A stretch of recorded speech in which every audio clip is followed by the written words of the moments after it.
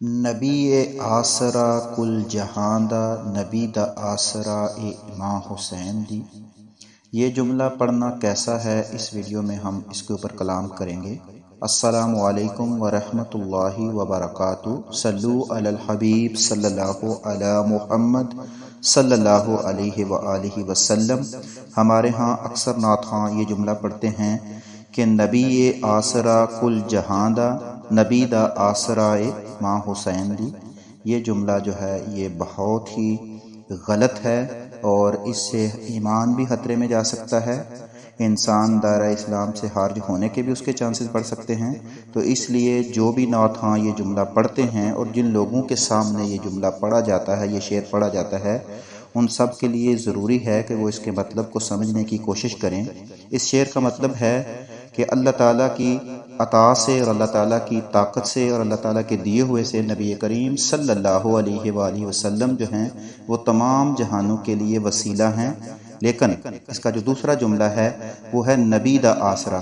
تو نبی کریم صلی اللہ علیہ وسلم کے آسرا سے یہاں بھی یہ بتایا جا رہا ہے کہ معاذ اللہ حضرت فاطمہ الزہرا رضی اللہ تعالی عنہا جو ہیں ان کو جو ہے وہ نبی کریم صلی اللہ علیہ وسلم کو ان کے آسرے اور سہارے اور وسیلے کی ضرورت ہے، کیونکہ بتایا جا رہا ہے نبی دا آسرا ہے، یعنی کہ نبی کریم صلی اللہ علیہ وسلم حضرت فاطمہ الزہرا کے آسرے کے محتاج ہیں۔ تو ایسا کہنا جو ہے یہ آقا صلی اللہ علیہ وسلم کی جو شان ہے وہ سب سے اعلیٰ ہے، اور اس کا واضح ثبوت جو ہے وہ ہے قرآن مجید میں اللہ پاک نے ارشاد فرمایا ہے وَمَا أَرْسَلْنَاكَ إِلَّا رَحْمَةً لِلْعَالَمِينَ، اور اللہ تعالیٰ نے نبی کریم صلی اللہ علیہ وسلم کو تمام جہانوں کے لیے رحمت بنا کر بھیجا ہے۔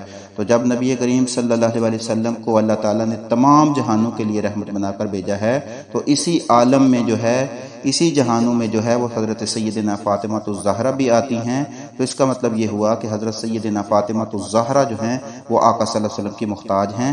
آقا صلی اللہ علیہ وسلم کسی کے محتاج نہیں ہیں، نہ ہوں گے، نہ تھے۔ تو اس لیے اس جملے میں، اس نعت میں اس چیز کی جو بات کو پوائنٹ آؤٹ کیا گیا ہے، اس کے اوپر غور و فکر کریں اور ایسے نعت خوانوں کا بائیکاٹ کریں، اور ایسے جو نعتیں پڑھتے ہیں ان کو سننے سے باز آ جائیں، ورنہ آپ کا ایمان بھی خطرے میں چلا جا سکتا ہے۔ ایمان کی سب سے بہترین حالت آپ نے پانی ہے تو آپ کے لیے آقا صلی اللہ علیہ وسلم، آپ کے جان، مال، عزت، آبرو، ہر چیز سے آقا کا مقام سب سے بلند ہے اور بلند رہے گا۔ تو اس لیے اس طرح کے نعت خوانوں کو روکیں، اور اگر اس طرح کی نعت کہیں آپ کے سامنے پڑھی جا رہی ہے تو جو نعت خواں ہے اس کو کہیں کہ وہ اس کی دلیل پیش کرے کہ کہاں ایسا جملہ کہنا جائز ہے، کیونکہ ہم نے تو آپ کو بتا دیا کہ قرآن مجید میں واضح دلیل ہے۔ تو قرآن مجید کو اگر کوئی اس کا الٹ کرے گا تو وہ دنیا میں بھی ناکام، آخرت میں بھی ناکام۔ تو آپ بھی کامیاب لوگوں میں شامل ہوں، نعت خوانوں میں یا اس طرح کے کاموں میں آ کر اپنے ایمان کو خراب نہ کریں۔ تو اللہ پاک ہمیں بچنے کی توفیق عطا فرمائے۔ آقا صلی اللہ علیہ وسلم کے اوپر درود شریف کی کثرت کریں، استغفار کی کثرت کریں، اپنے گناہوں کی معافی مانگتے رہیں، اور بہترین نمونہ پیش کریں آقا صلی اللہ علیہ وسلم کی سنتوں پر عمل کریں، آقا کے بتائے ہوئے طریقوں پر چلیں۔ تو انشاءاللہ آپ کو اس دنیا میں بھی کامیابی ملے گی اور آخرت میں بھی کامیابی ملے گی۔ ایک دفعہ آپ سے پھر کہہ رہے ہیں کہ جب بھی کوئی شعر، کوئی نعت آپ کے سامنے پڑھی جاتی ہے تو اس کے اوپر ضرور غور و فکر کیا کریں کہ کہیں وہ اس کی آڑ میں قرآن کی کسی آیت میں، کسی آیت کی یا صحابہ کرام کی یا کسی بھی قسم کی کسی کے اوپر یہ ہٹ تو نہیں ہو رہی۔ تو اس لیے سوچ سمجھ کر فیصلے کیا کریں۔ اللہ پاک ہمیں سمجھ بوجھ عطا فرمائے۔ السلام علیکم ورحمۃ اللہ وبرکاتہ۔